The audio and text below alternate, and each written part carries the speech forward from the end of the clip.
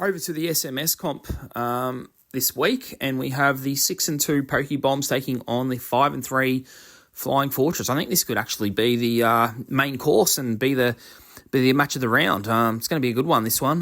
For the Pokebombs, they've got Ben King and McKay, both in pretty good form. I expect them to kick at least 5 between them this week. McGuinness will return for the Bombs as Mychek has an injury. Zach Merritt also, what a surprise packet he was for them last week, kicking 3. I think he will, again, be a leader in that side. And Tyson Stengel as well will continue to impress. This team is in really good nick, actually, the Pokebombs, and got quite a few top-ups there remaining for the Fortress, though. They've got Langford in cracking form. They did have a tight loss last week, but, I expect with Langford and also the return of Bolter and Finlayson this week to strengthen this team up.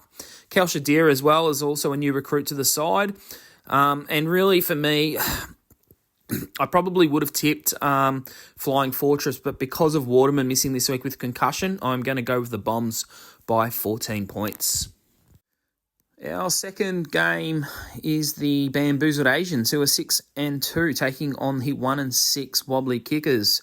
For the Wobbly Kickers, the Chai Bolton had a pretty poor game last week and was kept goalless, but young gun Darcy Wilson popped up for 3, and he looks a very promising pick there for the Kickers, and hopefully he can help them get some resurgence into their season. Cadman and Walters also, are doing okay, but probably is going to need more from them, as well as Tex Walker. Need more from him. For the Bamboozled Asians, Haywood was an absolute hero last week. He was the deciding factor in their tight win with 4 goals. Charlie Cameron and Norton, expect them to have solid outings and maybe combine for 5 or 6 goals. And Frederick was very busy last week in his return from injury. And Caniglio, I suspect that he's very close to return. If he's not back this week, I think he'll be back the following week. But I think the Asians just have a little bit more depth and will get up by 18 points. Our third match for the round is the Walsh Dogs, who are 3-5, taking on the 5-3 Free Smoke side. Look, this game here is, I don't know, I really am fearful for the Walsh Dogs here. Basically, they've got Papley, who will lead the attack. We'll need some heavy support from Banfield and maybe the likes of Newcomb and Josh Kelly, as Waitman and Mychek now has been injured. So there's 2 big injuries in the past couple of weeks. Whilst the Free Smoke have got plenty of options with Jezza Cameron, Warner, Fritsch and Pickett. They've got a heap of options, and really this is going to be a bloodbath up and coming here. So look, for me, I'm going to do this, and it's going to be the Free Smoke by 105 points. It's going to be a 3-figured victory here. Nothing more to be said. Our fourth game for this round is a massive one, especially for Minted Mick, who are 3-5 and are pretty unlucky to be there. Could be a lot higher than where they are. I think this side actually on paper, if I look at it, and yes, they've got a couple of injuries, could be a top 4 side by the end of season, but they're taking on Rocket Rod, who are also, around that top 6 and therefore 4-3. For Rocket Rod, Toby Green has been pretty quiet of late. We're going to need something special from him. Hogan, he's the main man up front who, has kept this side together at 4-3. And maybe a couple of young guns in Weddle and Wardlaw can hit the scoreboard as they did last week, as Ollie Henry continues to be a little bit of a backbone and gives some extra depth to this Rocket Rod side. But for Minted Mick, a massive tick to Lafau. That's been a very positive signing by the coach. Max King, look, has been very underwhelming. He's going to need a big game. But Marbil Chol also is back from his suspension, and Minted Mick could have done with him last week in their tight loss. Gunston had a very good game, although was 2 goals for and very inaccurate. And Connor Rosie now will officially miss after getting through a fitness test last week, but a very incorrect call in the end by the coach. I just think Minted Mick are the better side, more depth here, and I think they'll run over the top of Rocket Rod by 15 points. Our final match for the round is between the 3-5 Rubber Gloves taking on the all-out A-Track side, who are 2-7, but did have a very good win last week.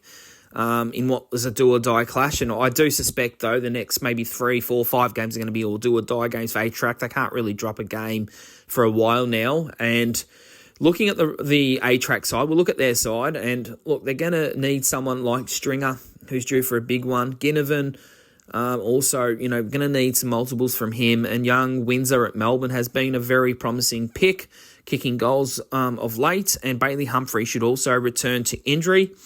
For the rubber glove side, they're going to be looking for more from Membry and Wright, as they sort of do threaten early, but then just go missing in games, and that's very costly to the side.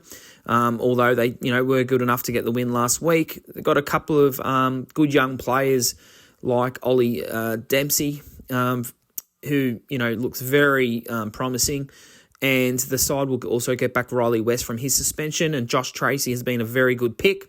And Connor McDonald is the new recruit. So the rubber gloves are trying to make their move. But A-Track, they've got 7 spots themselves available. So maybe a couple of top-ups this round may be a good idea. But even if they do, I still think the gloves will be too strong here by 35 points. We now have a look at the BH Cup. We have the White Line Fever taking on the Goldfest. Both these sides are in some different form. The Fever, up top of the ladder in the SMS comp, look probably the best side there, whilst the Goldfest are struggling, although do have a 5-4 record.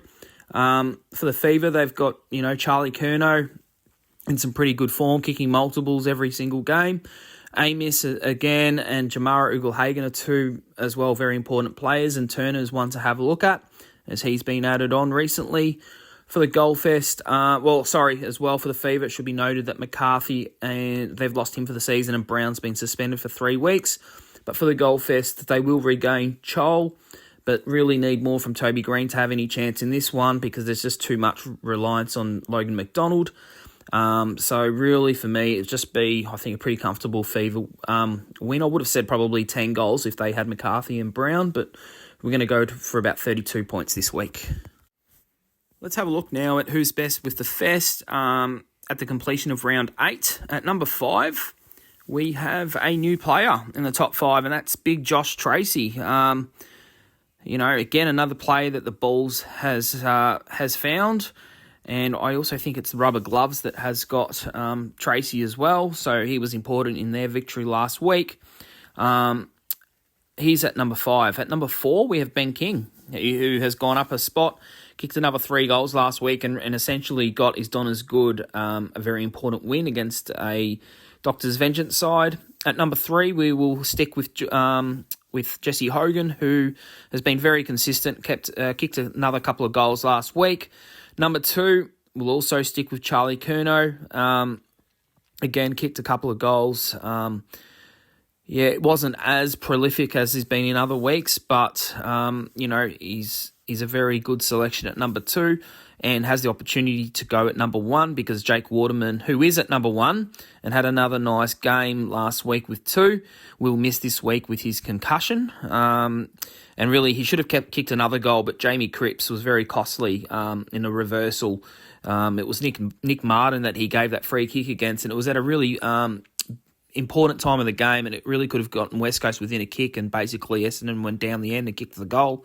And Waterman was very frustrated there, but he's really been, so far, I think, player of the year. It's been a massive surprise packet, and it is the Fortress and the Boogie Woogie Sheep side that has Waterman, so apologies to him last week. But that is my top 5 with who's the best with Fest.